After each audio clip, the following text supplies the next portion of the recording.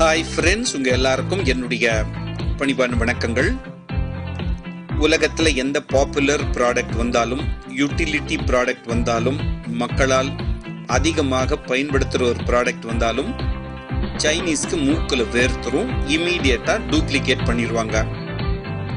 சரி, சாதாரண கன்சியூமர் ப்ராடக்ட்ஸில் தான் அப்படி பண்ணுறாங்க, கன்சியூமர் டியூரபிள்ஸில் தான் அப்படி பண்ணுறாங்கன்னா, இப்போ அவங்களுடைய நரி தந்திரத்தை பயன்படுத்தி ஈட்டபிள்ஸ்லையும் இந்த மாதிரி டூப்ளிகேட் ப்ராடக்ட், டியூபியஸ் ப்ராடக்ட்ஸை பண்ணுறதுக்கு அவங்க முன் வந்துட்டாங்க.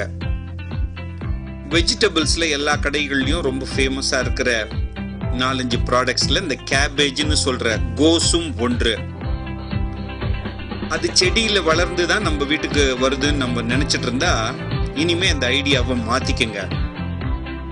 சில கெமிக்கல்ஸை பயன்படுத்தி வீட்லேயே சின்ன 4 தகர டப்பாவை வச்சு சில ப்ராசஸஸை பண்ணி உண்மையான செடியில அந்த காயை அறுத்துட்டு வந்தா எப்படி இருக்குமோ அந்த லெவலுக்கு டூப்ளிகேட்டா இவங்க பண்றாங்க.